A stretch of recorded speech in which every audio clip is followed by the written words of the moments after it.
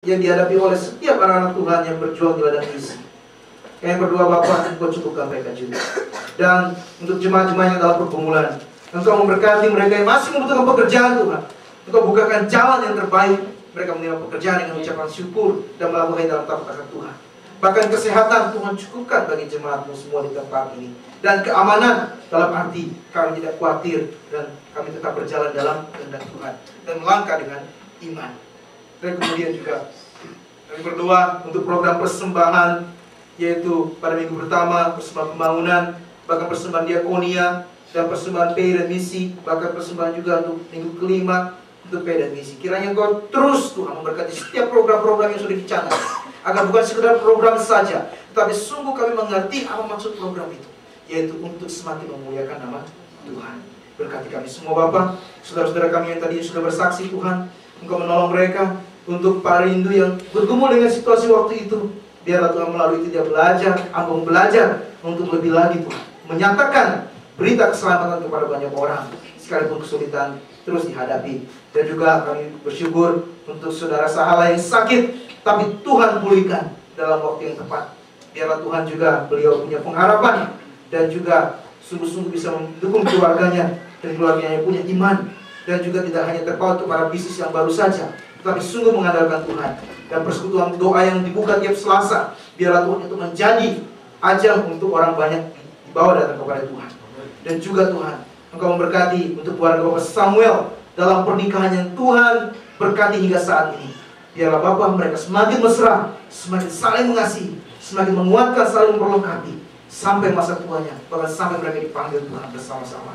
Biarlah Tuhan mereka menjadi kesaksian yang indah dalam rumah tangga Kristen yang kudus. Kami berdoa juga untuk keluarga Bapak Sangga dan Ibu, agar Bapak Engkau memberkati mereka. Kendati pun mungkin pedih, perih, getir kehidupan yang dialami oleh Ibu yang baru percaya kami dengarkan, tapi biarlah Tuhan melalui itu juga beliau boleh menyaksikan betapa Tuhan tetap baik, Allah tetap baik dalam segala situasi dunia yang sulit ini Tuhan. Terima kasih, berkati kakak yang sedang dalam sakit, bahkan mahalnya biaya pengobatan, bahkan masih diinfus. Tuhan, kami meminta kuasa-Mu dicurahkan, kuasa-Mu dinyatakan melalui iman anak-anak Tuhan yang mengandalkan Tuhan. Jangan biarkan mereka pupus harapannya oleh karena zaman ini, oleh karena kondisi yang menghimpit mereka. Dan mama yang masih trauma dengan kehilangan adik, juga Tuhan pulihkan hatinya, pulihkan jiwanya, untuk dia berharap kepada Tuhan sebagai sumber keselamatan, sumber pemulihan bagi kami semua. Terpujilah nama Tuhan. Kami alaskan doa ini dengan doa yang Tuhan ajarkan bagi kami semua. Doa Bapa kami.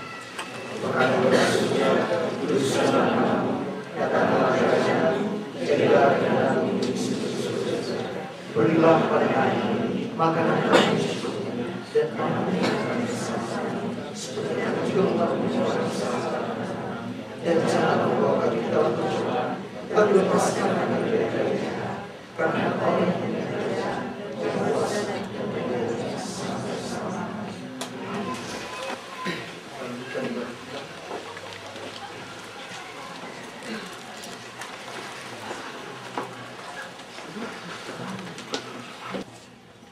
Itu bisa baca jalan Tuhan yang mengatur dalam perjalanan Tuhan. Ini namanya Nick, kita yang pernah lihat. Dia tidak punya tubuh yang utuh seperti kita. Dia jalan seperti itu. Dia hanya bisa mengetik dengan jari jempolnya, ujung jari kakinya. Dan kemudian dia tetap menjalani kehidupannya dengan optimis, semangat, menyalakan lampu dengan seperti itu. Bahkan dia bisa cukur jenggotnya, bahkan dia bisa mandi, bahkan berenang, nanti kita akan lihat. Dan tapi dia tetap mengandalkan Tuhannya. Dan memang dulu pernah dia menyesali, kenapa saya harus dilahirkan sebagai anak yang cacat seperti ini? Tetapi ternyata dia menyadari bahwa Tuhan punya maksud dalam hidup. Dan dia akhirnya dipakai Tuhan untuk menyatakan berita keselamatan kepada banyak orang. Dan dia menginjili di berbagai tempat. Dan dia rumahnya ini sendiri dari hasil pekerjaan dia sebenarnya. Kita bisa lihat bagaimana orang cacat seperti ini bisa punya rumah seperti ini. Dan melakukan kehidupan sehari-hari dengan tidak mengkambing hitamkan kecacatan tubuhnya, bahkan kelemahan tubuhnya.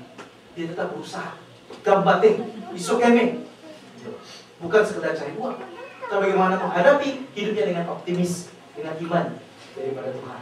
Dia katakan hadiah kasih ini dan kebenaran. Itulah sebabnya dia datang menyelamatkan dia yang tadinya udah pesimis, bahkan dia mau sempat bunuh diri karena tubuhnya yang seperti ini. Bahkan dia merindukan, dia punya pacar yang bisa dia peluk, walaupun dia tidak ada tangan. Dia nanti bisa punya anak dan sebagainya, dia merindukan itu dalam kesaksiannya. Tapi dia tidak menjadikan pesimis.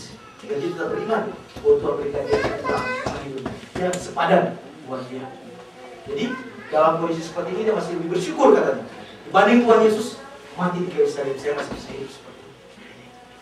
Artinya bagaimana dengan kita melihat seperti itu? Mungkin ya sebenarnya ada musiknya dan sebagainya, tapi karena mungkin kita keterbatasan di sini tidak apa-apa. Nanti suatu hari yang lain kita bisa lebih lihat lagi. Dan dia kemana saja tidak merasa malu berjalan dengan tubuhnya yang seperti itu. Dia pede dalam arti percaya di dalam doa. Bukan pede dalam arti percaya diri saja, tapi dia sungguh-sungguh menikmati hidupnya, mandiri, normal. Itu pengen dia, tapi dia tetap mensyukuri hidupnya yang seperti itu dalam keterbatasan. Padahal orang lain banyak yang lebih sehat, orang lain banyak yang lebih kuat. Tapi kenapa orang lain yang lebih kuat, lebih sehat, punya kaki dan tangan yang lengkap, tapi kenapa hidupnya lebih pesimis? Bahkan akhirnya larinya ke minuman, larinya kepada teman-teman yang hanya sebesar lewat satu malam, bahkan juga kepada pencarian uang-uang dan sebagainya. Dia tidak frustasi, tapi dia menjalani hidupnya dengan motivasi untuk melayani Tuhan dengan keterbatasannya, dengan kelemahan. Seperti firman Tuhan katakan, kalau kita tidak mau melayani Tuhan, Tuhan bisa pakai batu-batu, Tuhan bisa pakai apa saja. Kita lihat di sini bagaimana dia hidup dengan seperti ini. Siapakah di antara kita yang mungkin pernah sakit seperti ini? Mungkin sampai sekarang belum ada. Mungkin kita demam, batuk, pilek, sakit yang lain, betul. Tapi ini seumur hidup dari lahir sampai nanti dipanggil Tuhan, dia tidak akan bisa berubah, kakinya akan tumbuh dan sebagainya. Dia tidak mengharapkan mujizat yang seperti itu. Dia tidak mengharapkan harus seperti orang pengemis tadi yang baru kita lihat dalam teks tadi. Tapi dia menjalani kehidupannya dengan ucapan syukur. Artinya dia tidak mengemis kepada Tuhan untuk kakinya diberikan, tangannya diberikan. Tapi apa? Dia jalani dengan tersenyum. Dan dia akhirnya menikmati hidupnya dengan ucapan syukur. Kita lihat sebentar dia ke kolam renang. Bagaimana orang yang sehat aja susah berenang. Tapi orang seperti ini, dia langsung cebur dan akhirnya dia bisa mengapung di atas air. Itu suatu, bagi saya bukan suatu yang dibuat kuat. Bukan ada hal di bawah yang membuat dia mengapung, tapi karena anugerah Tuhan buat dia. Jadi orang yang lemah, kalian diberi kelebihan. Satu di antara kita pun semua tidak ada yang kurang dari kasih karunia Tuhan. Satu pasti kita diberi talenta, diberi kelebihan dari kekurangan kita. Bayangkan, dia tidak kelelap, dia tidak tenggelam, dia tetap berada di dalam air dan kita menikmati anugerah dari Tuhan. Apakah dari kita ada yang bisa berenang seperti ini? Apakah sudah pernah coba? Saya sudah tahu. Terus dia menyerah. Kalau masih ada tangan kaki saya masih bisa berenang 100 meter. Saya tahu. Tidak tahu ke depannya. Tapi ini lihat, dengan kakinya yang satu itu saja, dia bisa. Di kursus yang keras. Melihat hal ini, bagaimana dengan hidup kita yang sempurna? Masih layanilah Tuhan. Masih punya kepala yang utuh, layanilah Tuhan. Masih punya telinga yang utuh, dengarkanlah firman Tuhan. Masih punya mata yang bagus, lihatlah kepada hal yang positif. Masih punya tubuh yang sehat, perjuangkan hidup itu lebih memberkati banyak dan kerja Tuhan. Jadi tidak ada kuasa, tidak ada ketakutan manusia, tidak ada kuasa apapun yang bisa mengambil semangat hidupnya dia. Karena apa? Dia punya satu yang tidak dipunyai orang. Imannya sudah dipulihkan, hidupnya, jiwanya dipulihkan, sehingga lebih daripada pengemis tadi dia menikmati anugerah Tuhan. Kalau pengemis tadi karena memang sehat, jadi bisa bawa Tuhan. Tapi dia begitu saja sudah mau terus seumur hidup bisa semangat menjalani.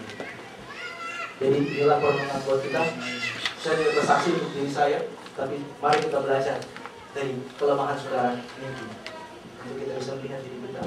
Sudah sampai berapa jauh hidup saya dengan Tuhan, dengan kaki sakit, dengan tangan sakit, dengan kepala sakit, dengan badan sakit. Apakah sudah saya semakin mengucap syukur, terus semakin menghujat atau menuntut, mengemis kepada Tuhan? Itu yang perlu kita lakukan.